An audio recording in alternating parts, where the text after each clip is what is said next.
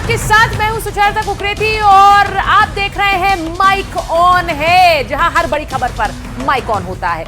आपसे जुड़ी खबर पर, जो खबर आप देखना चाहते हैं उस पर माइक ऑन होता है। और आज की सबसे बड़ी खबर जिस पर माइक ऑन कर रही हूं, भारत का राष्ट्रगीत वंदे मातरम गीत के 150 साल बाद आज इस पर बहस होगी। ये किसने सोचा था? आज भी एक धड़ा कहेगा कि मैं वंदे मातरम नहीं बोलूंगा। ये किसने सोचा था?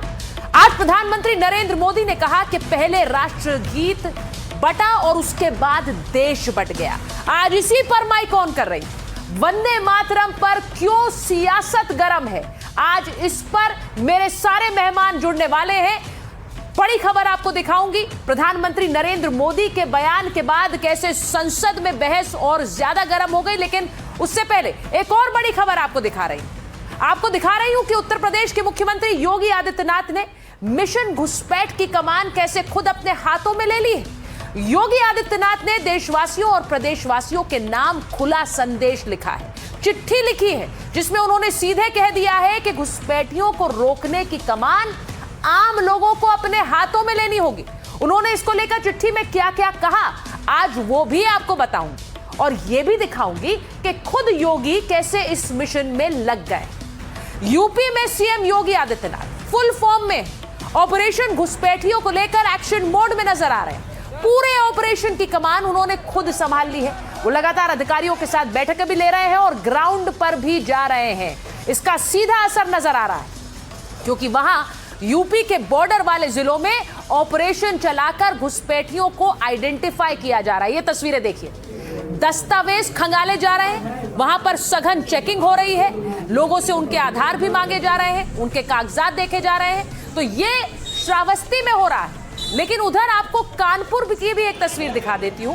कानपुर में देखिए, पुलिस के आला अधिकारी उतरे हैं और खुद कमिश्नर उतर गए हैं सड़क पर, जाकर लोगों को समझा रहे हैं, आधार कार्ड और बाकी दस्तावेज चेक कर रहे हैं और लोगों को बता रहे हैं कि ये पूरी प्रक्रिया क्यों जरूरी है और कैसे घुसपैठियों के चलते आपका हक मारा जा रहा है। तो ये जो प्रक्रिया है, ये सब इसलिए हो रही है क्योंकि योगी आदित्यनाथ ने एक खुली चिट्ठी लिख दी है लोगों को, अपने देश के लोगों को और प्रदेश के लोगों को एक चिट्ठी लिखी है योगी आदित्यनाथ ने घुसपैठ को लेकर।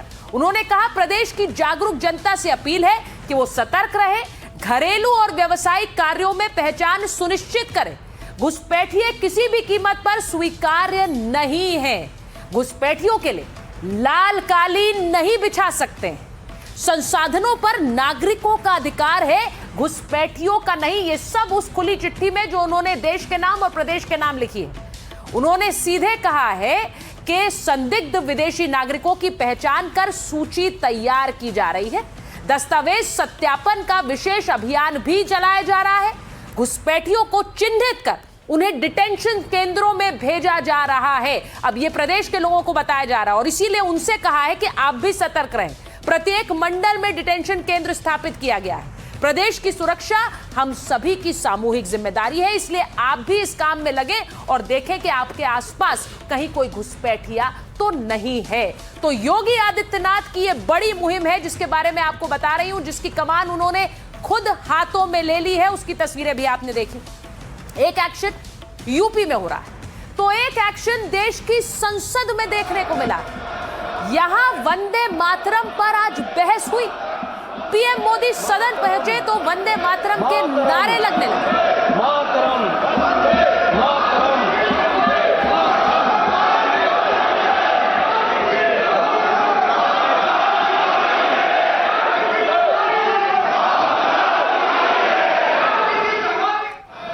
प्रधानमंत्री नरेंद्र मोदी ने आज संसद में सीधा आरोप लगाया कि पहले राष्ट्रगीत बटा और उसके बाद देश बट गया। आरोप लगाया कि मुस्लिम लीग के दबाव की वजह से ही वंदे मातरम में बदलाव किया गया था। मुस्लिम लीग से नेहरू की सत्ता हिलती दिखी तो कोई जवाब भी नहीं दिया। उन्होंने सीधे जवाहरलाल नेहरू पर आरोप लगाया और कहा कि वंदे मातरम की समीक्षा होगी। ये बात नेहरू ने तब कह दी थी और कांग्रेस ने वंदे मातरम पर बड़ी आसानी से समझौता कर लिया। वंदे मातरम के पूरे छंद हटा दिए गए। ये आरोप लगाए गए क्यों, ये भी आपको बताती हूं। लेकिन हैरान करती है ये बात जो प्रधानमंत्री ने आज संसद में कही। आज आपको बता रही हूं कि हुआ क्या। वंदे मातरम में स्त्री शक्ति को श्रद्धांजलि अर्पित की गई थी। वंदे मातरम में भारत को एक मां के स्वरूप में प्रस्तुत किया गया। आखिरी जो 2 पंक्तियां थी उनमें हिंदू जो छंद थे उनमें हिंदू देवियों का उल्लेख किया गया था। 1906 से लेकर 1911 तक कांग्रेसी कार्यक्रमों में पूरा गीत गाया जाता था, लेकिन जब मुस्लिम लीग ने आपत्ति की, धार्मिक पंक्तियों पर आपत्ति की, तर्क यह दिया कि वंदे मातरम में कुछ लाइनें ऐसी हैं जो हिंदू धर्म से जुड़ी हुई हैं, तो बाद में नेहरू की नेतृत्व वाली कांग्रेस ने इसमें बदलाव कर दिया। 1937 में केवल पहले के 2 छंद ही इस्तेमाल करने का निर्णय लिया गया। अब इसका मतलब यह हुआ कि जो पंक्तियां हटाई गई उन्हें लेकर आज प्रधानमंत्री नरेंद्र मोदी ने कहा कि राष्ट्रीय गीत का ही बंटवारा कर दिया गया। अब राष्ट्रीय गीत को अगर बांट दिया तो फिर देश क्यों नहीं बांटते, इसको लेकर उन्होंने अपनी हैरानी व्यक्त की और आज लोकसभा में अपनी बात रखी है। तो आपको सुनवाती हूं कि आज किस तरह से लोकसभा में राष्ट्रगीत को लेकर हंगामा हुआ और यह बहस के बाद किस तरह मेरे मेहमान जुड़ेंगे वो भी आपको बताऊंगी। पहले रिपोर्ट देख लीजिए।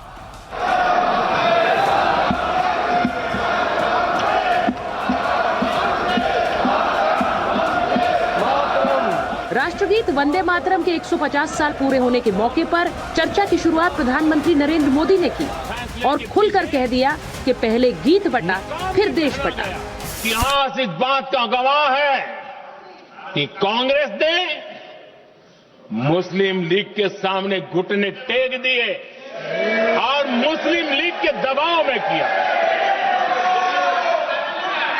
वंदे मातरम के टुकड़े कर दिए और कांग्रेस का ये तुष्टीकरण की राजनीति को साधने का एक तरीका था।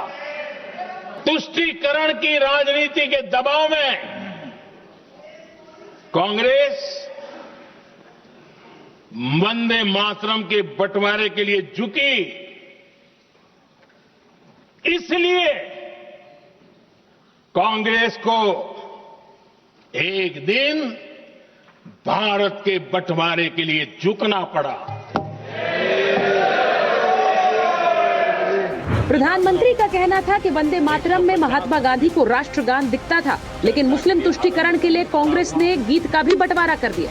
प्रियंका वाड्रा ने जब बोलना शुरू किया तो उन्होंने सीधे सीधे इस पूरी चर्चा को ही बंगाल चुनाव से जोड़ दिया।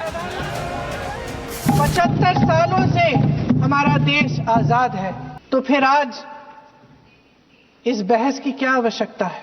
हम ये बहस यहाँ आज 2 वजहों से कर रहे हैं। पहला कि बंगाल का चुनाव आ रहा है, हमारे प्रधानमंत्री अपनी भूमिका निभाना चाहते हैं उसमें। और दूसरी वजह ये है, ये मकसद है, पुरानी मकसद इनकी अध्यक्ष महोदय, कि जिन्होंने स्वतंत्रता की लड़ाई लड़ी, जिन्होंने देश के लिए बड़ी बड़ी कुर्बानियां दी, उन पर सरकार नए आरोप लादने का मौका चाहती है। वंदे मातरम सिर्फ गाने के लिए नहीं है, निभाने के लिए भी होना चाहिए। जिस वंदे मातरम ने आजादी के आंदोलन में सबको जोड़ा, आज के दरारवादी लोग उसी से देश को तोड़ना चाहते हैं। ऐसे लोगों ने पहले भी देश के साथ दगा किया और आज भी कर रहे हैं। जब प्रधानमंत्री मोदी जी किसी भी विषय पे बोलते हैं तो पंडित नेहरू जी का नाम कितने बार लेते हैं और कांग्रेस पार्टी का नाम कितने बार लेते हैं। मैं बस एक ही उदाहरण देना चाहता हूं कि इससे पहले ऑपरेशन सिंदूर का डिबेट में हमने आदरणीय प्रधानमंत्री मोदी जी को सुना। क्या आप जानना चाहेंगे कि पंडित नेहरू का नाम कितने बार उन्होंने लिया? 14 बार। ऑपरेशन सिंदूर पे 14 बार उन्होंने पंडित नेहरू का नाम लिया। और कांग्रेस पार्टी का कितने बार? 50 बार। वंदे मातरम के साथ हुआ अन्याय एक आइसोलेटेड इंसिडेंट नहीं था, यह उस तुष्टीकरण की राजनीति की शुरुआत थी जिसे कांग्रेस ने अपनाया। इसी राजनीति ने देश का विभाजन कराया और आजादी के बाद सांप्रदायिक सौहार्द और एकता को कमजोर किया। अध्यक्ष महोदय, आज हम वंदे मातरम की गरिमा को पुनर्स्थापित कर रहे हैं। तो आपने आज दिन भर ये बहस सुनी होगी संसद में, लेकिन प्रधानमंत्री ने जो बात कही, उन्होंने कहा कि कैसे वंदे मातरम पहले बटा और उसके बाद देश बट गया। तो तुष्टीकरण के चलते देश में पहले राष्ट्रगीत बटा और उसके बाद देश के बंटवारे के लिए भी दरवाजे खुल गए, क्योंकि मुस्लिम लीग के आगे घुटने टेक दिए कांग्रेस पार्टी ने। मेरे साथ जो मेहमान जुड़ रहे हैं, मैं परिचय पहले करा देती हूँ। बीजेपी के राष्ट्रीय प्रवक्ता शहजाद पूनावाला जी हमारे साथ जुड़ रहे हैं, हमारे साथ वंदे मातरम। हमारे साथ जुड़ रहे हैं अजय उपाध्याय जी, प्रवक्ता हैं कांग्रेस पार्टी के। हमारे साथ राजकुमार भाटी जी जुड़ रहे हैं, राष्ट्रीय प्रवक्ता हैं समाजवादी पार्टी के। वारिस पठान साहब जुड़ रहे हैं, प्रवक्ता हैं AIMIM के। और हमारे साथ मुमताज आलम रिजवी साहब हैं, वरिष्ठ पत्रकार हैं, मुस्लिम स्कॉलर हैं। और जिसको पसंद है उसने वो बोला, जो जिसको पसंद है उसने वो बोला है। तो मुझे लगता है कि नहीं, ये जो अगर संसद में एक बहस हुई है शहजाद जी, तो आज अगर इस पैनल पे भी इस शुरुआत के साथ कह दें कि हम वंदे मातरम बोलेंगे, नहीं बोलेंगे, अपनी मर्जी से बोलेंगे, या कोई बुलवा नहीं सकता, जो जिसका स्टैंड है अगर वो एक बार हम जल्दी से क्लियर कर दें और उसके बाद इस बहस में आगे बढ़े, तो वो अच्छा होगा कि नहीं होगा? भाटी जी, अजय जी। शहजाद ने बोला वंदे मातरम। जैसा आप चाहें। वंदे मातरम पर किसका स्टैंड ऊपर नीचे हो सकता है? वंदे मातरम सबके लिए समान है। तो अजय जी ने तो वंदे मातरम बोल दिया। अजय जी से बुलवा के क्या मिलेगा? राहुल जी तो गायब थे, और अजय जी के नेता आरिफ मसूद और वहां वाले के नेता अबू आजमी ये तो बोलते गर्दन पे चाकू रख दो, नहीं बोलूंगा, इस्लाम खतरे में आ जाएगा, नहीं बोलूंगा। तो इनसे क्या बुलवाते हो? ये तो हिजाब है, हिजाब उतारो तो असली चेहरा सामने है। इनको बोलो अबू आजमी से बुलवाए, उनको बोलो आरिफ मसूद से बुलवाए, उनको बोलो राहुल गांधी कहाँ थे आज। नहीं, सबको रखिए जरा स्क्रीन पर। मैं एक एक करके पहले मैं एक एक करके सबसे पूछना चाह रही हूँ। वंदे मातरम से कोई आपत्ति नहीं है तो वंदे मातरम कहकर ही शुरुआत कर लेते हैं। भाटी जी, बस एक शुरुआत में एक बड़े बड़े सवाल के लिए, बड़े उत्तर के लिए बाद में आऊंगी। वंदे मातरम है। वंदे मातरम, भारत माता की जय, वंदे मातरम। देखिए, नहीं, मुझे बहुत अच्छा लग रहा है क्योंकि आज बहस में देखिए शहजाद जी, आप चैलेंज कर रहे हैं, आप चैलेंज करते हैं। अबू आजमी नाराज होंगे, वो देखते हैं आपका शो, वो नाराज होंगे। अबू आजमी नाराज होंगे। चलिए उसका सवाल का जवाब आगे लूंगी। मुमताज जी, वंदे मातरम। नहीं, ये क्यों आप कहलवा रहे हैं? नहीं, मैं कहलवा नहीं रही, मैंने शुरुआत में ही कहा, मैंने शुरुआत में ही कहा मैं आजाद आपकी मर्जी, कहना नहीं कहना, या मैं अपनी मर्जी से कहूं। भारत में है कि नहीं, पहले बताइए। बिल्कुल है सर, मैंने कहा आपके लिए जबरदस्ती है। तो आपको ये 75-77 साल बाद कैसे ये लग रहा है कि देश के मुसलमान वंदे मातरम के साथ नहीं है, और आज कह देंगे सारा मसला हल हो जाएगा? इंडिगो वालों का मसला हल हो जाएगा, महंगाई आपके नहीं बोलने से हो जाएगा, हमारा रुपया जो है वो जो गिर रहा है वो बंद हो जाएगा। आप सब बता दीजिए ना। मैं तो सुचारिता जी, आप आंदोलन कीजिए महंगाई के खिलाफ, मैं सबसे पहले कहूंगा वंदे मातरम। आप जो है ये जो भ्रष्टाचार चल रहा है उसके खिलाफ आंदोलन। आज महंगाई दर काला धन ला करके, महंगाई दर बताइए। काला धन, महंगाई दर मैं कह रहा हूँ काला धन लाइए। काला धन आया क्या? काला धन कितना आया भाई? मैं शुरुआत में ही कह दूं, मैं किसी से कोई जबरदस्ती नहीं कर रही। काला धन ये डिबेट हाईजैक काला धन कितना? काला धन कितना आया? आज मैं इंडिगो में बात नहीं कर रही हूँ। मुमताज जी, एक मिनट। देखिए, मैं एक चीज, आप सवाल करो। मुमताज जी, मैं एक चीज बड़ी क्लियरली बता रही हूँ, बड़ी क्लियरली बता रही हूँ। बताइए कितना आया? जी को बिठाइए, फैज जी को बिठाइए। रुपया कहाँ पहुँचा? मुमताज जी, मैं एक चीज बड़ा क्लियरली बोल रही हूँ। मैं इस कार्यक्रम का नाम माइक ऑन है, मैं किसी का माइक ऑफ नहीं करती हूँ, लेकिन बड़े क्लियर रूल्स हैं कि एक एक करके हम बात करेंगे जिससे बातें समझ आए। डिबेट को हाईजैक कर दे। बिल्कुल सही। नहीं, आप कह रहे हैं नहीं, मुमताज जी, अच्छा एक मिनट रुक जाइए, फैज जी को बिठाइए। काला धन कहाँ है? मैंने क्या गलत किया? ये काले हमारे साथ काले धन की अच्छा, एक सेकंड, मैं अजय जी के पास पहले जाती हूँ या भाटी जी के पास पहले जाती हूँ? Mumtaz ji, I will not allow this, let me be very clear. नहीं, मैं उनको भी बोल रही हूँ क्योंकि मैं मैं दोनों को बता रही हूँ। मैं सीधे जा रही हूँ भाटी जी के पास, भाटी जी के पास जा रहे हैं। भाटी जी, जरा बताइए, शहजाद जी का यहाँ कहना है कि आपके नेता, आप सामने से तो कहते हैं वंदे मातरम बड़े जोश से, लेकिन आपके नेता कहते हैं किसी के बाप में दम नहीं है कि मुझसे वंदे मातरम बुलवा दे। ये अबू आजमी जी का बयान है। तो मुस्लिम नेता अगर ये कहेंगे तो फिर क्या होगा? कृपया मुझे थोड़ा सा, हाँ बोलिए। सुचरिता जी, कृपया मुझे थोड़ा समय दिया जाए और मेरी बात सुनी जाए।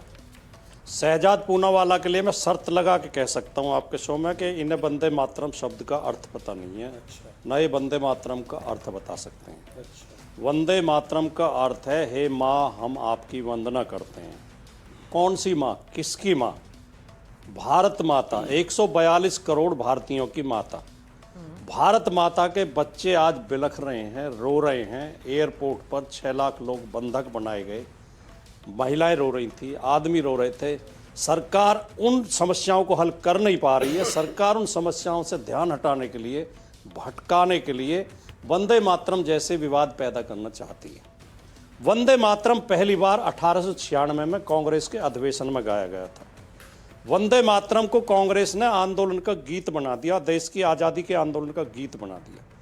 ये जिन लोगों की पूजा करते हैं, शहजाद पूनावाला की पार्टी और इनकी पार्टी के लोग, वो सावरकर, वो गॉडसे, वो गोलवलकर, उनमें उस समय हिम्मत नहीं थी कि वो वंदे मातरम गा सकें या तिरंगा फहरा सकें। आज ये तिरंगे के ठेकेदार हो रहे हैं, वंदे मातरम के ठेकेदार हो रहे हैं। हमारे पूर्वजों ने तब वंदे मातरम गाया जब वंदे मातरम गाने पर कोड़े बरसाए जाते थे, जेल में डाल दिया जाता था, गोलियां मार दी जाती थी। तब हम वंदे मातरम गा रहे थे। हम आज भी वंदे मातरम गाएंगे और हम वंदे मातरम के जो भाव हैं उन भावों को समझिए सही मायने में। ये लोग तो ये तो वंदे मातरम पूर्वज अलग कैसे हो गए? ये कहाँ के वंदे मातरम नहीं, पर आपके पूर्वज और इनके पूर्वज अलग कैसे हो गए? आपके पूर्वजों ने वंदे मातरम कहा, इनके पूर्वजों ने वंदे मातरम नहीं कहा। बता रहा हूं, मैं बता रहा हूं, सुन लीजिए, आप उत्तर सुन लीजिए। इनके पूर्वज गॉडसे, सावरकर और गोलवलकर हैं। इनके पूर्वज मनु हैं। हमारे पूर्वज चंद्रशेखर आजाद, भगत सिंह, जवाहरलाल नेहरू, डॉक्टर राम मनोहर लोहिया, महात्मा गांधी, बाबा साहब अम्बेडकर। ये विभाजन नहीं है, ये विभाजन नहीं है। नहीं, ये किसका नाम लेते हैं? नहीं, बाबा साहेब भीमराव अम्बेडकर को आपने अपना बना लिया और इनको कह दिया उनके नहीं है। ये विभाजन कौन कर रहा है, मुझे बताइए। ये विभाजन आप कर रहे हैं यहाँ बैठकर, जबकि मैंने आपसे पूछा, आपके नेता डंके की चोट पर ये कहते हैं ये भी बताता हूँ, किसी के दम नहीं कि मुझसे वंदे मातरम बुलवा दें। और फिर वो जब सुनिए, मैं आ रही हूँ ना भाटी जी, ये विभाजन आप भी कर रहे हैं। आपकी बात, इस बात का, इस प्रश्न का जवाब है। आप शहजाद जी देंगे फिर इस प्रश्न का जवाब। आप बोल लीजिए, जल्दी से बोलिए। इनके आदर्श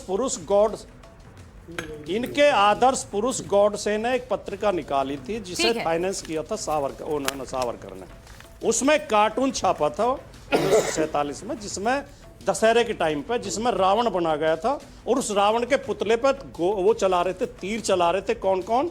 श्यामा प्रसाद मुखर्जी, सावरकर और गोलवलकर। और उस पुतले में जो 10 रावण के चेहरे बनाए थे वो कौन थे? महात्मा गांधी, जवाहरलाल नेहरू, सरदार पटेल, सुभाष चंद्र बोस, बाबा साहब अम्बेडकर, खान अब्दुल गफ्फार खान।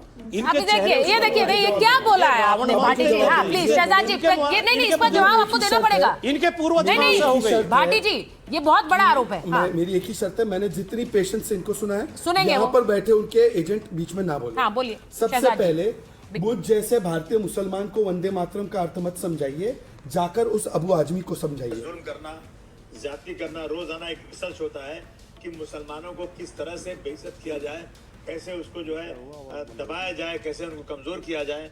ये बातें करके ये सत्ता में रहना चाहते हैं। ये खाली मुस्लिम, हिंदू, पाकिस्तान, हिंदुस्तान निकाल देना तो ये जीरो हो जाएंगे ये लोग। ये आस्था की बात है, हमने कभी उसका विरोध नहीं किया है। पढ़ो ना, हम कहाँ मना करते? हम तो कहा यार उनको पानी पिला, फूलों का हार दो जो पढ़ते हैं, लेकिन हमारी आस्था है। मैं उनसे थोड़ी कहूंगा तुम आकर नमाज पढ़ो। ठीक है, तो पहले अबू आजमी को समझाओ। शफीकुर रहमान बल्क जब प्ले होता था वंदे मातरम तो भाग जाते थे पार्लियामेंट से, उनको जाके समझाओ। फिर बोलते हैं कि 1896 से ये कांग्रेस के पहले सेशन में जब 1896 में पूरा प्ले हुआ वंदे मातरम सारे स्टैंजास के साथ, तो रहमतुल्लाह सायानी उनके अध्यक्ष थे, कांग्रेस के मुसलमान अध्यक्ष थे। ना महात्मा गांधी को समस्या थी, ना रजाउल करीम को समस्या थी, ना बदरुद्दीन तैयब जी को समस्या थी, ना मौलाना आजाद को समस्या थी। पर नेहरू जी को क्या लगा? नेहरू जी कहते हैं, और मैं आपको कोट करके बताता हूं, ये मुसलमानों को चिढ़ाएगा। फिर जिन्ना से कहते हैं कि हाँ मुसलमान इससे ऑफेंड तो बहुत होंगे, हाँ इसमें सब्सटेंस है कि बहुत ज्यादा लोग इससे प्रभावित होंगे। अरे भाई, जो बात मौलाना आजाद को समझ में नहीं आ रही थी वो नेहरू जी को समझ में आ रही थी कि एंटी मुस्लिम है। गजब है। और आज की बात करते हैं, आज भी अगर आप देखेंगे, मैं आज बोलता हूं, राहुल गांधी कहाँ थे आज की चर्चा में? राहुल गांधी वीपी ओथ में नहीं आते, सीजीआई के ओथ में नहीं आते, राहुल गांधी शुभांशु शुक्ला के डिस्कशन में नहीं आते, वंदे मातरम के डिस्कशन में नहीं आते, पर मुझे पुतिन से मिलना है, मुझे क्यों नहीं बुलाते? अच्छा, राहुल गांधी जी से पूछिए कि बाकी सब तो छोड़ दो, राहुल गांधी ने खुद ने कितना मान किया, मैं आपको उदाहरण के तौर पर बताना चाहता हूं। यह है सिद्धरमैया, कांग्रेस पार्टी के लोग वंदे मातरम ना बोले, सिद्धरमैया का बयान। फिर राहुल गांधी 2 स्टैंजा बच्चे अभी तो, उसमें भी राहुल गांधी ने बोला केसी वेणुगोपाल को, मेरे पास टाइम नहीं है, जल्दी से 1 स्टैंजा में निपटाओ वंदे मातरम। ये हिंदू में रिपोर्टेड है। अब आखिरी बात पे आना चाहता हूं। इन्होंने बोला कि हमने तिरंगा नहीं फहराया, हमने तो कुछ नहीं किया, यही लड़ाई लड़ रहे थे ना। अब इन्होंने गोडसे का नाम लिया। गोडसे का मंदिर बनाने वाला बाबूलाल चौरसिया पता है किसकी पार्टी में है? कांग्रेस पार्टी में। इन्होंने अंबेडकर लास्ट अंबेडकर जी की बात की ना, अंबेडकर जी को भूमाफिया एक ही व्यक्ति ने बोला है, पता है उसका नाम क्या है? मिस्टर आजम खान। ऐसी जो मूर्ति है उंगली दिखाते वाली, वो मूर्ति कह रही है ये जमीन भी मेरी है और आगे वाली जमीन भी मेरी है। ये आजम खान का बयान है। और 8 डिस्ट्रिक्ट हुआ करते थे अंबेडकर जी के नाम पर यूपी में, उसके नाम बदलने का महापाप समाजवादी पार्टी ने किया। ये हमको अंबेडकर जी के बारे में सिखा रहे हैं। जिस पार्टी ने ओबीसी प्रधानमंत्री दिया, जिस पार्टी ने अंबेडकर का संविधान जम्मू कश्मीर में लागू करके वाल्मीकि समाज को आरक्षण दिया। और यहां पर मैं पूछना चाहता हूं बस कांग्रेस से एक सवाल, वंदे मातरम केवल एक उसका उदाहरण है, उसके बाद देश का बंटवारा हुआ, पर उनकी मानसिकता देखिए। देखिए मैं कांग्रेस के पास आ रही हूँ। हाँ, 10 सेकंड लीजिए। वारिस जी भी जुड़ गए हैं। वारिस जी को हमारे संविधान की ओरिजिनल कॉपी में राम जी और कृष्ण जी की तस्वीर थी, उसको भी काट दिया। हिंदू लॉ रिफॉर्म कर दिया, मुस्लिम लॉ को टच मत करो। सोमनाथ का विरोध किया, बाबरी के लिए सरकारी पैसा दे दो। ये सब तब से शुरू हुआ और आज तक ये चल रहा है। देखिए, भारतीय राजनीति, अब ये जो बात कही जा रही है वारिस साहब के मुस्लिम तुष्टीकरण के तहत इतने फैसले लिए गए, वो तो राष्ट्रगीत से शुरुआत हो गई। तब भी आप कहते रहते हैं कि देखिए कैसे ये आज के समय में मुसलमानों को पीछे कर दिया, मुसलमानों को पिछड़ा कर दिया। ये कह रहे हैं, सीधी बात है, मैं आपसे पूछूंगी, मुस्लिम लीग ने कहा तो गीत बांट दिया, फिर विभाजन मांगा तो देश बांट दिया। ये हुआ कि नहीं हुआ वारिस साहब? देखिए सुचरिता जी, सबसे पहली बात तो यह है कि वंदे मातरम नेशनल सॉन्ग है, हम इसका आदर और सम्मान करते हैं। जो पढ़ता है पढ़िए, कोई इसको किसी को दिक्कत भी नहीं है, कोई किसी को रोकता भी नहीं है। मगर संविधान का article 25 right to practise religion की इजाजत देता है। अगर मुझे मेरे रिलीजन में जो करना है मैं कर सकता हूं, क्योंकि वंदे मातरम में कुछ चीजें ऐसी है जो इस्लामिक धर्म के हिसाब से सही नहीं है, तो कोई मुसलमानों को पढ़ने से थोड़ा उसमें दिक्कत होती है। तो आप नहीं गा सकते हैं। सुप्रीम कोर्ट का एक जजमेंट है, वारिस साहब आपसे सीधा पूछ रहे हैं। सुप्रीम कोर्ट का जजमेंट है, मौलाना आजाद गा सकते थे तो वारिस पठान नहीं गा सकते। मानता है, सुप्रीम कोर्ट को मानता है। सुनिए सुप्रीम कोर्ट के जजमेंट पे मैं हूँ, बिजॉय मैनुअल का, उसमें साफ तौर से कहा है कि नेशनल एंथम यानी जो हम पढ़ते हैं दिल के साथ, सुकून के साथ, खुशी के साथ, अगर मौलाना आजाद गा सकते थे तो वारिस पठान नहीं गा सकते हैं, बोल नहीं सकते हैं वंदे मातरम। और ये नेशनल सॉन्ग है, नेशनल एंथम और नेशनल सॉन्ग। आप मेरा सवाल डक कर रहे हैं क्या? जवाब नहीं देना चाह रहे हैं? मैंडेटरी नहीं है, जिसको आप मेरे बात नहीं सुनेंगे, मैं आपका सवाल नहीं सुनूंगा, साफ बात है। नहीं, मैं आपकी बात सुन रही हूँ। आप मुझे संविधान की और फंडामेंटल राइट्स की दुहाई दे रहे हैं, उनके बारे में मैं अच्छी तरह जानती हूँ वारिस साहब। सवाल पूछ के नहीं, आप जानते नहीं हो ना सवाल। प्रॉब्लम ये है, सवाल पूछ के जवाब सुनने की ताकत रखना पत्रकारिता का सबसे अहम धर्म है। आप धर्म से भटको मत, मैं नहीं भटकूंगा, मेरे जवाब दूंगा, मैं आपका जवाब दूंगा। वारिस साहब, मैंने सवाल क्या पूछा? कि आज जो हमको राष्ट्रवाद का पाठ पढ़ा रही है बीजेपी और आरएसएस, नहीं, कोई राष्ट्रवाद का पाठ नहीं पढ़ा रहा है वारिस साहब, पढ़ा नहीं सकता है। मुझे ये बताइए, आपके राष्ट्रवाद पर कोई क्यों उंगली उठाएगा? पढ़ा रहे शहजाद जी के राष्ट्रवाद पर क्यों उंगली उठाएगा? लेकिन मैं आपसे सवाल तो पूछूंगी ना कि मैं पूछूंगी, मौलाना आजाद अगर वंदे मातरम कह सकते थे तो वारिस पठान नहीं कह सकते? यहाँ बैठे हुए मुमताज जी नहीं कह सकते? फैज साहब नहीं कह सकते? वीएम कह दो, वीएम। किसी को भी आप जबरन फोर्स नहीं कर सकते।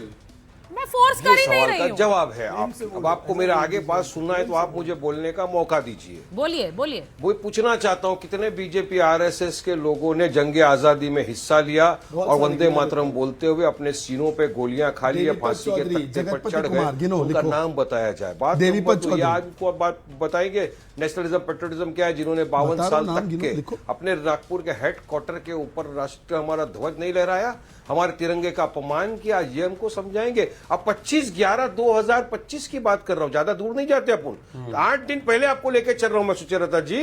राज्यसभा के अंदर सेक्रेटरीट ने एक सर्कुलर निकाला कि संसद के अंदर आप जय हिंद और वंदे मातरम नहीं बोल सकते क्योंकि ये डेकोरम मेंटेन नहीं होता इससे। चलिए बताइए आप, वंदे मातरम बोलने से डेकोरम खराब हो रहा था 25 तारीख के दिन, और आज ये हमको पाठ पढ़ा रहे वंदे मातरम को, साफ दर्शाता है कि ध्यान भटकाने की एक कोशिश की जा रही है ध्रुवीकरण द्वारा।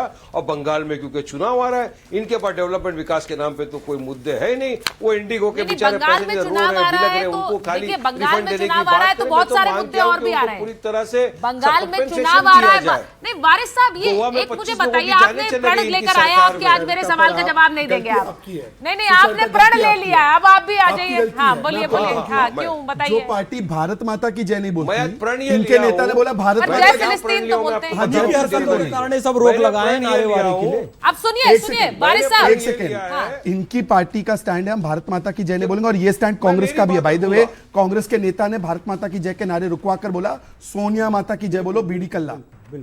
भाई बताइए अजय जी को लीजिए जरा स्क्रीन पर प्लीज। अजय जी, फैज साहब सबको स्क्रीन पर लीजिए जरा। अजय जी, मुस्लिम मेरा लीग, प्रण ये है कि मैं आज अपनी पूरी बात रखूंगा। अरे बिल्कुल रखिए वारिस साहब, लेकिन अजय जी बहुत पेशेंटली इंतजार कर रहे हैं अपनी बारी का, तो मुझे उनके पास जाना है ना। मेरे को आपने काट दिया मेरे को। अरे इतना लंबा आपने मोनोलॉग करा, उसके बाद आप बोल रहे हैं काट दिया। मैंने डिस्कस किया तो एक सेकंड, प्रियंका जी कह रही हैं अजय जी कि बंगाल में चुनाव है इसीलिए वंदे मातरम का मुद्दा है। कितनी मोहब्बत है आज मेरी वाणी की, आप मोहब्बत देखिए सुचेता जी, प्यार से मैं बात कर रहा हूँ, शायराना अंदाज़ में जवाब दे रहा हूँ। अजय जी के पास जा रहे हैं। यहाँ तो बड़ा चिल्ला चिल्लोन हो रहा है चैनल में, मुझे लगा कि एनडीटीवी पे मैं बैठा हूँ। मैं चाहता हूँ कि लगभग 21 महीने से मैं वेट कर रहा हूँ किसी भी चीज को अनइंटरप्टेड सुन लिया जाए। बहुत सारे प्रश्न कांग्रेस से। अजय जी, प्रियंका जी ने जो भी बात रखी है, प्रियंका जी स्पष्ट तौर पे उन मंसूबों को उजागर कर रही हैं जो भाजपा और मोदी जी के मंसूबे हैं। आज जिस तरह से वो वंदे मातरम के नाम पे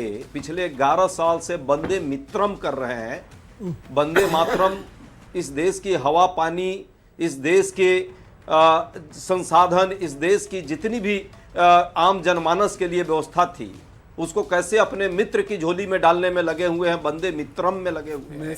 उस वंदे मित्रम के नाम पे जो सारा खेल हो रहा है, और दूसरी तरफ बंगाल का चुनाव है, इसलिए दूसरी बात मत करिए। मित्रम नहीं है, एक करके बात करेंगे। देखिए मैं बीच में डिस्टर्ब नहीं करता, और मुझे अनइंटरप्टेड एक बार बुलवा लीजिए, इसके बाद बेशक मत मौका दीजिएगा, सही करके बोलिए, डिबेट से ट्वीट भी कर जाऊंगा। अजय जी, मैंने आपसे एक सवाल पूछा है, मैंने आपसे एक हमारे सवाल भाजपा पूछा के साथी को दिया कि क्या ये सही है कि मुस्लिम लीग ने कहा तो गीत बांट दिया गया? के माध्यम से अजय जी सुन पा रहे हैं आप मुझे? बारे में इतनी धारणा इनके अंदर नहीं सुन रहे हैं, नफरती धारणा है, जरूर सुनाई पड़ रहा है आपको मेरा सवाल कि नहीं पड़ रहा है, या आप नहीं सुनना चाहते हैं? लेकिन क्या देश के, मैंने आपसे पूछा कि क्या ये सही है कि मुस्लिम लीग के कहने पर राष्ट्रगीत के छंद हटाए गए? आप हाँ या ना दोनों बोल सकते हैं, आप बोल दीजिए नहीं। मैं एनडीटीवी के डिबेट में हूं ना। आप हाँ या ना दोनों बोल सकते हैं। आपको लगता है मुस्लिम लीग के कहने पर कुछ छंद हटाए गए? सर मुझे लगता है कि आपको ये बताकर ही बुलाया गया होगा सर। मुझे लगता है बताकर ही बुलाया गया होगा। अजय जी मौका देंगी आप, नहीं बोलने देने का है तो कोई बात नहीं, ऐसा कुछ नहीं है। मैंने एक सवाल पूछा है, मुस्लिम लीग के कहने पर क्या कुछ छंद हटाए गए? अरे भाई, तो आपके सिर्फ सवाल का जवाब थोड़े दूंगा, भाजपा जो प्रश्न की है उसका भी तो जवाब देने देंगे आप। आपका भी जवाब दूंगा। जरा भाजपा इतना प्रश्न की, डिबेट में तो एंकर जो सवाल पूछेगा उसी का जवाब देंगे। पहले आप नहीं देना चाहते तो इट्स योर विश, मैं कुछ नहीं कर सकती हूँ। मैं आपके ऊपर सिर्फ सवाल पूछ सकती हूँ। तो आप ही बोलिए, मैं चुप रहता हूँ। ठीक है, फैज साहब आपके पास आ रही हूँ। मुझे बताइए जरा, ये वंदे मातरम को लेकर इतना तनाव जो है, 150 साल पूरे हो गए वंदे मातरम के 150 साल पूरे हुए हैं, उस पर बहस का विषय क्यों है, बहस मुद्दा क्यों? कुछ मौका देंगे। बिस्मिल्लाहिर्रहमानिर्रहीम, रब्बिश रहली सदरी व यस्सिर ली अमरी वहलुल उक़दतम मिन लिसानी यफ़क़हू क़ौली। बिरादरान हिंद, अस्सलाम वालेकुम रहमतुल्लाहि व बरकातहू। भारत माता की जय, वंदे मातरम, सभी को वंदे मातरम। सप्तकोटि कंठा कलकल निलाद कर ले, विसप्त कोटि भुजैर धृत कर करवा ले। अबला के नो मैं एति बले, बहुबल धारणिम नमामि तारणिम रिपुदल वारणिम मातरम, वंदे मातरम। तुम्ही विद्या तुम्ही धर्म तुम्ही हृदय तुम्ही मर्म, त्वम ही प्राणा शरीरे बहुते तुम्ही माँ शक्ति हृदय तुम्ही माँ भक्ति तोमराई प्रतिमा गढ़ी मंदिरे मंदिरे वंदे मातरम त्वम ही दुर्गा दश प्रहरण धारिणी कमला कमलधर विहारिणी वाणी विद्या दायिनी नमामि त्वाम नमामि कमलाम अमलाम अतुलाम सुजलाम सुफलाम मातरम वंदे मातरम श्यामलाम सरलाम सुष्मिताम भूषिताम धरणीम भरणीम मातरम वंदे मातरम। ये पूरा गीत हमारे राष्ट्र का प्राण है, जो कि उत्तर में माता वैष्णो देवी से लेकर दक्षिण में कन्याकुमारी, उधर ढाकेश्वरी देवी से लेकर बांग्लादेश में हिंगलाज माता, पाकिस्तान में ये देवियों के रूप प्रतीक है अखंड भारत के।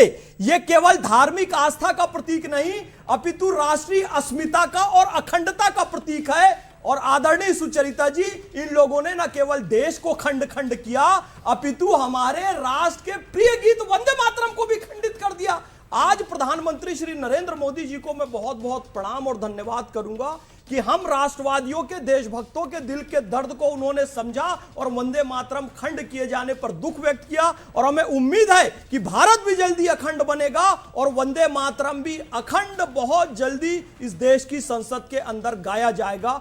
अब मैं आपको बताना आप ये कह रहे हैं कि जो छंद हटाए गए उन्हें वापस लाएं? बेशक लाएं, और ये मोदी सरकार, मोदी जी की सरकार करेगी, हमें उन पर पूरा विश्वास है। ये कहते थे कश्मीर में कोई तिरंगा उठाने वाला नहीं रहेगा, 370-35 से हटाकर दिखाओ, आज लाल चौक में शान से तिरंगा लहराया जाता है। ये कहते थे, स्पष्ट बार बार बताना चाहता हूं, सुचरिता जी यहाँ कहते हैं सावरकर जी सावरकर जी सावरकर जी। जब मैंने आजम खान जी के बारे में बात कह दी थी तो मुझे आजम खान की चरणों की धूल बोलने लगे थे। मैं सावरकर जी के चरणों की धूली अपने मस्तक पर लगा लेना। 1857 की क्रांति को ये कांग्रेस वाले छोटा मोटा सैनिक विद्रोह कहते थे। सावरकर जी ने कहा ये अजीम 1857 का प्रथम स्वतंत्रता संग्राम है। 1857 की क्रांति को स्वतंत्रता संग्राम कहने वाले सावरकर थे। 2-2 जन्म का उनको काला पानी हुआ था, 27 साल तक काला पानी की जेल में सवाल पूछना चाह रही हूँ फैज साहब। मैं एक बुनियादी सवाल, वारिस साहब अगर आप सुनेंगे, मैं एक बुनियादी सवाल सब पैनलिस्ट से पूछना चाह रही हूं कि अगर वंदे मातरम की कुछ पंक्तियां हटाई गई और इस ऑब्जेक्शन पर हटाई गई कि मुस्लिम लीग ने इस पे आपत्ति की थी, ये किसी धर्म से जुड़ी हुई है, इसे हटा दीजिए, तो आज के समय में वंदे मातरम बोलने पे अब क्यों आपत्ति है? वो छंद तो हट गए, बचा हुआ वो भी नहीं गाते हैं लोग, वो शब्द तक नहीं बोलते वंदे मातरम। बोलिए वंदे मातरम तक नहीं बोलते हैं। नहीं, ये क्यों है ऐसा वारिस साहब? अरे सुचरिता जी, हमने तो जिन्ना के फैसले को ठुकरा दिया था। हमने तो जिन्ना कटवाया था, बोलो वंदे मातरम। तो हम बाय बर्थ और बाय चॉइस हमारे महान भारत देश में रह रहे, हम तो अपने आप को ये लोग इंटेंशन से रह रहे हैं। पर मदनी ने जो बोला है ना, बोलो वो बोलेंगे। आप कौन होते हो? आपने जंग आजादी में क्या हिस्सा लिया? चलिए बताइए। ओ भैया डॉक्टर हेडगेवार जी ने विक्टोरिया के जन्मदिन की मिठाई फेंक दी थी। नाम नहीं है उनके, जब छोटे से बालक थे वो स्कूल में थे। डॉक्टर हेडगेवार जी ने विक्टोरिया के जन्मदिन की मिठाई फेंक दी थी। ये कहां से खान अब्दुल गफ्फार खान का पुतला जला लिया? उस समय नहीं बोले, इसने खान अब्दुल गफ्फार खान का पुतला जलाया। जरूर तक यहां पर कह रहे हैं। एक सेकंड ये अच्छी बात है, ये अच्छी बात है कि रजाकार के वंशज उनसे, रजाकार के वंशज उनसे पूछ रहे हैं जिनको सर्टिफिकेट पता है किसने दिया? अरुणा आसिफ अली। जब अरुणा आसिफ अली को ब्रिटिश पुलिस पकड़ने आई 42 में, तो लाला हंसराज के घर पे वो रुकी थी, ऑन रिकॉर्ड है भाई। और देवीपत चौधरी, जगतपति कुमार ने यहां पर छाती पर गोली खाई। सोनिया गांधी के फैमिली से किसने गोली खाई बता दो मुझे। और चिमुरष्टी सत्याग्रह और जंगल सत्याग्रह ये आरएसएस के लोगों ने किया। और जब पूर्ण स्वराज का कॉल आया तो आरएसएस की शाखा में लागू हुआ। तो मुझे लगता है हमें सर्टिफिकेट की जरूरत नहीं है। पर मैं 2 सवाल स्पेसिफिकली पूछना चाहता हूं। एक, कांग्रेस तो भाग गई, तो समाजवादी से पूछ लेता हूं। समाजवादी पार्टी ये बता दे कि जब आप बता रहे कि सो कॉल्ड कम्युनल पार्ट हटा दिया, तब भी इनके नेता बोलते हैं इस्लाम के खिलाफ, यहां पर बैठे इस्लामिक नेता बोलते हैं इस्लाम के खिलाफ, तो ये भी बोलने को तैयार नहीं और आप इनको भी पेंडर किए जा रहे हो। दूसरी बात, आज पता है सजल चट्टोपाध्याय कौन है? सजल चट्टोपाध्याय ग्रेट ग्रैंडसन है बंकिम चट्टोपाध्याय के। उनके 3 बातें हैं। एक, बंगाल की सरकार ने कभी भी बंकिम जी के लिए कुछ नहीं किया। दूसरा, कि आज जो हुआ है ये बहुत पहले हो जाना चाहिए था। और तीसरा, कांग्रेस ने दुर्भावना से पहले इसका बंटवारा किया वंदे मातरम का और फिर देश का, और वंदे मित्रम। पर शहजाद जी, फिर यही तो आरोप प्रियंका गांधी लगा रही है। वो कह रही है बंगाल का चुनाव है इसीलिए आप बंकिम चंद्र को भी याद कर रहे हैं और आप वंदे मातरम को भी याद कर रहे हैं। काम करते ना, हाँ, जब इनके पास 100 वर्ष का मौका था 1975 में, इमरजेंसी लगाने के बदले वंदे मातरम को सेलिब्रेट करते हैं और पूरा लागू कर देते हैं। क्यों नहीं किया? तब तो इमरजेंसी लगाने में व्यस्त थे। मैं इसलिए बोल रहा हूँ, देखिए आज तो राहुल गांधी डिबेट में भी नहीं आए, और जो कांग्रेस के ऑफिशियल प्रवक्ता 10 सेकंड और उन्होंने वंदे मित्रम कहा है, मैं घोर आपत्ति करता हूं, और ये हमारे जो national honour prevention of insult act के तहत इसमें कानूनी कार्रवाई होनी चाहिए। वंदे मित्रम बोलेंगे, क्या भाटी जी इससे एग्री करते हैं? भाटी जी नहीं, एक मिनट, मैं भाटी जी के पास भी जाऊंगी, पहले मैं अजय जी के पास जा रही हूँ। अजय जी, शहजाद जी को आपने सुना, वो जो आरोप लगा रहे हैं, आप उनके जवाब देना चाहते हैं, क्योंकि वो कह रहे हैं कि ये क्यों नहीं पहले किया गया। मैं तो एक सीधा सवाल पूछ रही थी, आप नाराज हो गए, लेकिन शहजाद जी आपसे पूछ रहे हैं कि क्यों नहीं थे राहुल जी आज जब वंदे मातरम पर बहस हो रही थी, आप उनको जवाब देना चाहेंगे?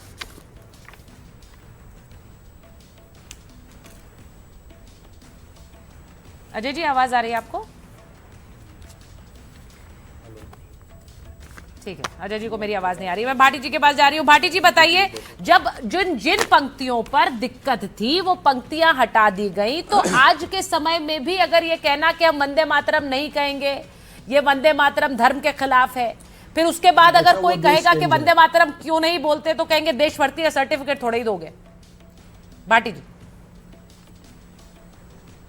देखिए, वंदे मातरम जो उसमें उपन्यास में, जिसमें बंकिम चंद्र चट्टोपाध्याय के उपन्यास में है, वो उपन्यास आया था 1875 में। 1896 में वंदे मातरम गीत को ढूंढ के तलाश करके उसे राष्ट्रगीत किसने बनाया, किसने दर्जा दिया, वो कांग्रेस ने दिया। तो पहली बात तो भारतीय जनता पार्टी के लोगों को ये दावा छोड़ देना चाहिए कि वंदे मातरम उनका एकाधिकार है उस पर। दूसरी बात, पहले 2 स्टैंजा ही स्वीकार किए गए थे, पहले 2 जो पद हैं उसके वो स्वीकार किए गए थे। एक तो लंबा गीत था, वो लंबा गीत होने की वजह से बंगला में और संस्कृत मिश्रित भाषा में था, तो ये गीत गाया गया 1896 में, और मुस्लिम लीग का गठन हुआ 1906 में। अब हमारे प्रधानमंत्री जी की शिक्षा तो हुई है एंटायर पॉलिटिकल साइंस में, लेकिन वो पढ़ाने लगते हैं हिस्ट्री, कभी वो पढ़ाने लगते हैं विज्ञान, कभी वो पढ़ाने लगते हैं तकनीकी, कभी वो कुछ पढ़ाने लगते हैं। उन्हें जो उन्होंने पढ़ा है वही पढ़ा है, वो दूसरे विषय में उन्हें इतिहास का कोई ज्ञान है नहीं। हमारे माननीय प्रधानमंत्री जी को 1896 में जब गीत गाया गया तो 1900 जो उस समय मुस्लिम लीग थी, कांग्रेस ने सब कुछ किया, समाजवादी पार्टी ने सब कुछ किया। समाजवादी पार्टी के नेता अबू आजमी एनडीटीवी को no one can force me to sing Vande Mataram. अब सुनते नहीं, जब सवाल पूछा जाता है गोल गोल ये बीच में कौन बोल रहा है, क्यों बोलने लगे ये बीच में? क्योंकि उन्होंने मेरा नाम लिया। खड़ा नहीं है, क्या दर्द है इन्हें? मेरा दर्द वो है कि आप दर्द बताइए अपना। मेरा दर्द ये है, अबू आजमी जो आपकी सारी व्याख्या है वो समझ नहीं पा रहे और बोलते मैं नहीं बोलूंगा। अपना दर्द बाद में बयान कर लेना। अरे अभी आपने पूछा दर्द क्या है, ये अबू आजमी का दर्द बता रहा हूँ मैं आपको। अबू आजमी को जब बोला जाता है वंदे मातरम क्यों नहीं बोलते, तो बोलते नहीं बोलूंगा। यार क्यों बेहुदी बात कर रहे हो? बेहुदी, बेवकूफी की बात, बेवकूफी। अबू आजमी से आपकी कोई रिश्तेदारी होगी? अरे आपकी पार्टी से हटा दो उसको, हटा दो। अच्छा ठीक है, अबू आजमी पे हो रही है क्या? मैं एक बार फिर से अजय जी के पास जा रही हूं। मैं उम्मीद कर रही हूं आपको आवाज आ रही है। मैं तीसरी बार आ रही हूं, आपके बाद आपको फोन कट हो गया। सुनिए, हाँ भाटी जी, हाँ कंप्लीट करिए सर, मेरे को अजय जी के पास जाना है फिर। सुनिए, और मेरी चुनौती है, मेरी बात का जवाब दें। ठीक है, मुस्लिम लीग का गठन हुआ 1906 में, हाँ। वंदे मातरम गाया गया 1896 में। ऐसी मूर्खतापूर्ण बातें करने वालों से आप जवाब लीजिए, हाँ। कि ऐसी मूर्खतापूर्ण बातें क्यों करते हैं? जब मुस्लिम लीग थी नहीं तो उसके दबाव में कैसे? अच्छा ठीक है भाई, मुझे एक बात बताइए, क्यों करते हैं? सुनिए, मुझे एक बात बताइए अजय जी, आपने सुना भाटी जी ने क्या कहा? कांग्रेस पार्टी जो बात कह रही है, कांग्रेस पार्टी जो बात कह रही है, उन्होंने कहा, उन्होंने ये बात बड़ी खुलकर कही कि हम तो हर अपने अधिवेशन में गाते हैं वंदे मातरम, तो हमें कहां से दिक्कत है वंदे मातरम से? वंदे मातरम से हमें कोई दिक्कत नहीं है। तो मुझे ये बताइए कि फिर ये पूरा विवाद क्यों है? आपको लग रहा है ये सियासी है, ये पश्चिम बंगाल चुनाव के लिए है?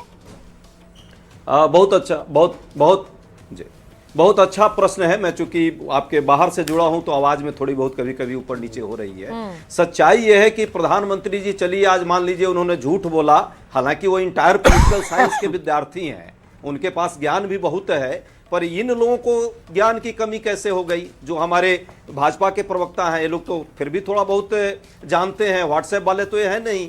तो इन्हें ये जानकारी होनी चाहिए कि ये जो पूरे वंदे मातरम की जब स्टेंजा हटाने की भी बात आई थी तो महात्मा गांधी और बाकी लोगों ने कैसे, रविन्द्रनाथ टैगोर की यह चर्चा हुई, सब मिल करके 1937 में इसको इस राष्ट्रीय गीत को जो है लाया था मेन स्ट्रीम में। यदि गलती किसी की है तो इसका मतलब उन सारे नेताओं को आप गाली दे रहे हैं बैठ करके, आप अपने पर्सपेक्टिव में देख रहे हैं। तो मुझे लगता है राष्ट्रगीत से, वंदे मातरम से इस देश में किसी को समस्या नहीं है। समस्या जिसको है पूरा देश देख रहा है। मोदी जी को समस्या किससे बोलिए पर इसके लिए वंदे मातरम जैसे शब्द का चयन करना और उस पर सियासत करना मुझे लगता है राष्ट्रभक्ति नहीं, ये राष्ट्रद्रोह का काम। ठीक, अभी एक सेकंड जी, अभी अजय जी ने बोला कि किसी को समस्या नहीं है वंदे मातरम से। सिद्धरमैया, मैं वंदे मातरम नहीं बोलूंगा। और सोनिया गांधी ने, जब अधिवेशन में सोनिया गांधी 2006 में वंदे मातरम था, सोनिया गांधी ने उसको स्किप किया। मैं आपको उदाहरण के बाद उदाहरण, आरिफ मसूद ने बोला इस्लाम के खिलाफ है, नहीं बोलूंगा।